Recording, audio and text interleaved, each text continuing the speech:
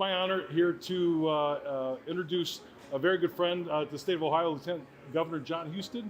Lieutenant Governor had a chance to tour around Ohio today and stop here with his team at RōBEX. And Lieutenant Governor, thank you for taking the time today to stop and just have a chat and see some of the great things we have going on here at our facility. It's great. Yeah, thanks for inviting me. One of the things that we need to do in America is to reshore the supply chain, to solve the supply chain troubles that are creating inflation in our economy. And what you're doing here is at the forefront of integrating robotics and artificial intelligence and other technologies into solutions in the real world.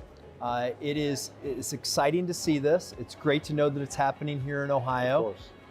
This region leads the nation in the number of robots per capita.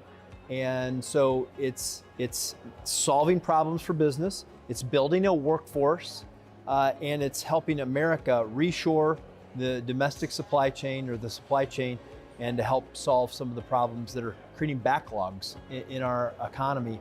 What you do here is exactly what America needs. Well, thank you, Lieutenant Governor. Talk about briefly where you see the state of Ohio position itself, not just now, but the next 3 to 5 to 10 years within the manufacturing sector and all the things going on with supply chain issues and obviously workforce issues. I mean, you talked about a number of individuals starting to retire early, and there's less individuals coming into the workforce. So how are you and the governor positioning the state of Ohio? Yeah, so America and Ohio, we all have the same challenge of an aging workforce, not having demographically the number of people to come in and do all of the work as we're building this domestic supply chain. So automation is a critical part of the solution.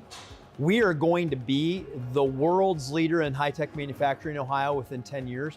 We're already pretty close, but it will be lights out. We'll be the winner once Intel builds the largest semiconductor production facility on the planet.